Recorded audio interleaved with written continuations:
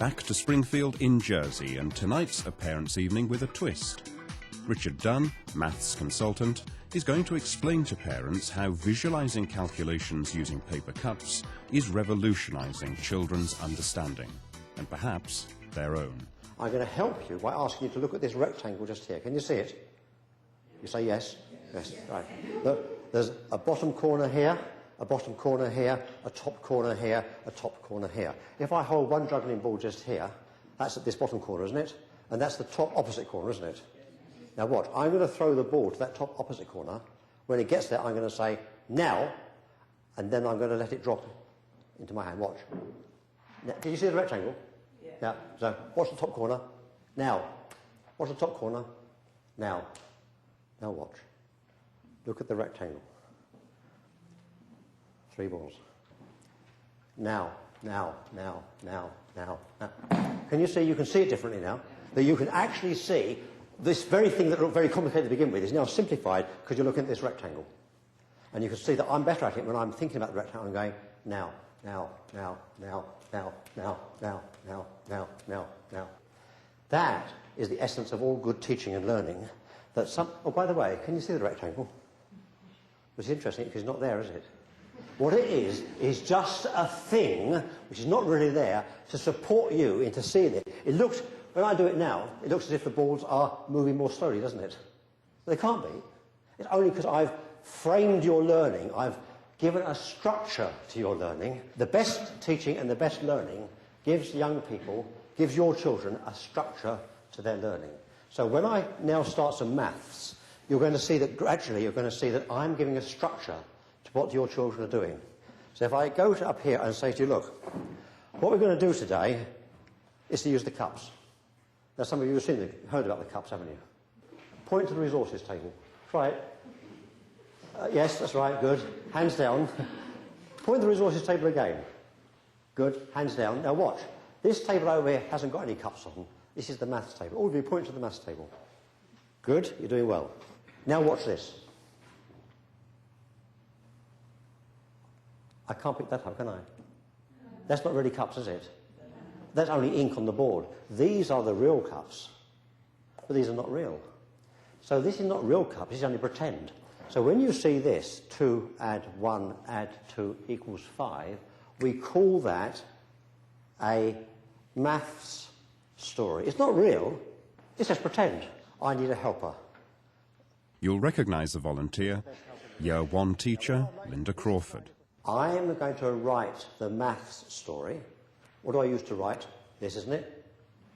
And you're going to act the real story. What does she use to act? The cups. I'm going to write the maths story, you act the real story. I write the maths story, you act the real story. I write the maths story, you act the real story. I write the maths story, you act the real story. I write the maths story, you act the real story. I write the maths story, and you're acting the real story. And when I write the maths story like this, she goes, she has to go 1, 2, 3, 4. How much on the maths table? 4 cups. And when she says 4 cups, she's telling him the answer to the real story, isn't she? But I write 4 because I'm writing the math story. The parents' reaction's been really positive. The way she can understand it, talking in cups. When I was trying to do it, even with my fingers, she says, no, mummy, it has to be in cups. But she's doing it in cups. She can understand it perfectly, and I thought, well, that's the way we'll do it then, we'll do it in cups. All the cups out the cupboard. I will write the math story, you will act the real story. I'm writing. Half cups are a great way of introducing fractions, Richard's next port of call with the parents. The teaching method has something for visual, oral and kinesthetic learners, even to the extent of moving absolutely nothing to emphasise naught. What's in her hands? Nothing. She's good. She must walk over here. Put them down. Well done. I think of parents in the same way as a teacher working with a teaching assistant, that the important thing is a high degree of consistency, because the novice in any subject, and maths in particular, needs consistency for that initial learning in order for the relative untidiness of real maths to make sense to them. 2 times 4 equals 8. We are going to read what it means, but you will not race ahead of me because you'll get it wrong. Read it with me. 2 cups times 4 equals 8 cups. Let's do it again. Read what it means. 2 cups times 4. No, not cups. 2 cups times 4 equals 8 cups. They're cups, aren't they? They're cups. They're not cups. Without using the term place value, the teaching method seamlessly introduces thousands and hundreds. 3,000 add to 1,000 equals, what's the number? 5. What's the word? Thousands. Hey, you're good at this. 300 add to 100 equals, what's the number? 5. What's the word? 100. I will speak the math story, you write the next math story. I speak 3. Done that all right? You spell it okay? Because this is how we spell 3 in maths. It's rather hard in English, isn't it? But in maths, it's ever so easy to spell 3. That's how you spell 3. In math, if I speak the word 1,000 just here, you just go, do it. Because that's how you spell 1,000.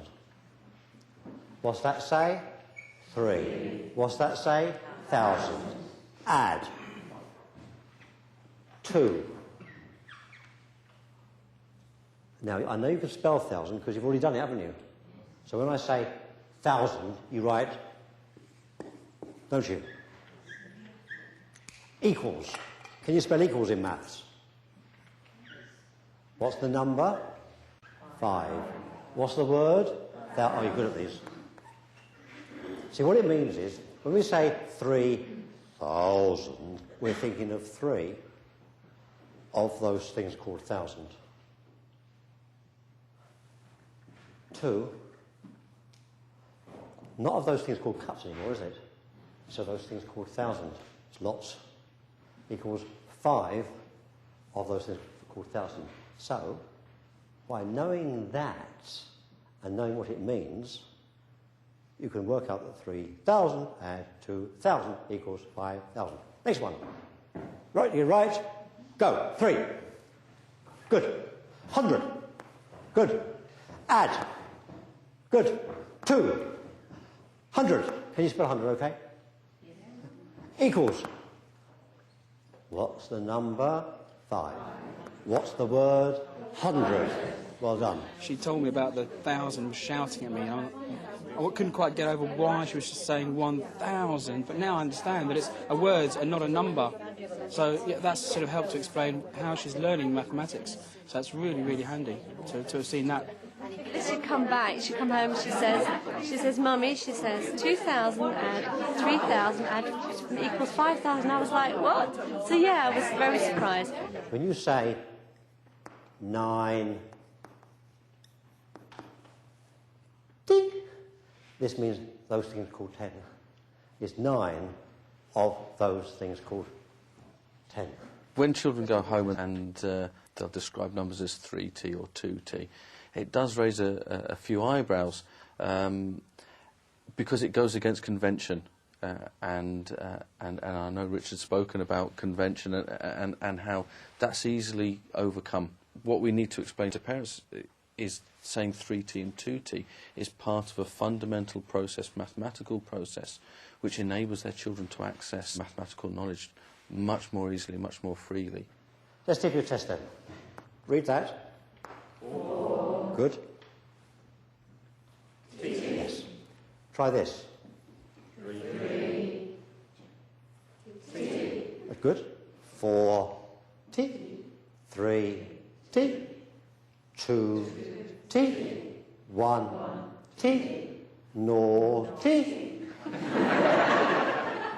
It certainly helps with the child at home to understand what his way of thinking, but rather than, like Richard said, what we did at school all those years ago. But so that does make sense in that respect. Takes some getting used to, I think, with the 20 and the, was it 2T1, whatever. Takes some getting used to, but at the same time I can understand the logic behind it, which does make it a lot simpler. That says 2, doesn't it? How much is there here? 2.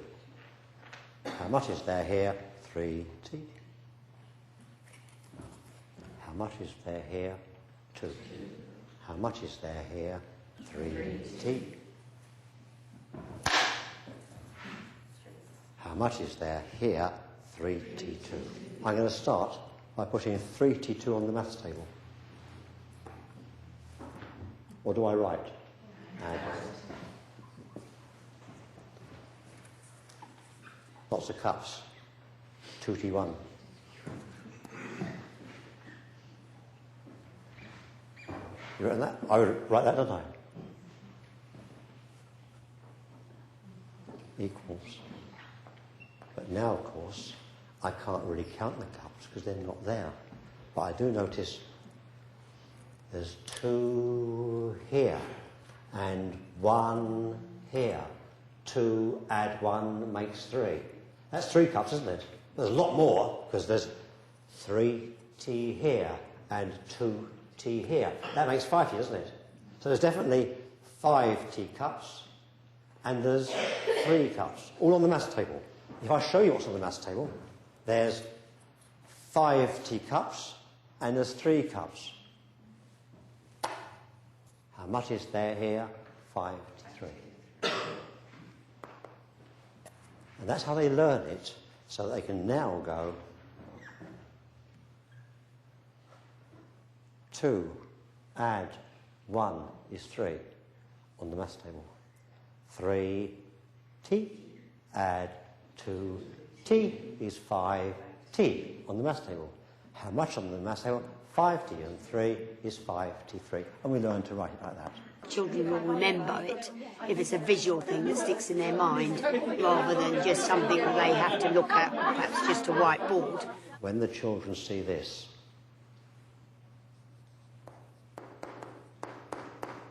on the board, they're taught to do this. 3T2 add 2T1. Have I written that okay? Have I written that okay? Have I written that okay? What shall I write now? Equals. Watch me.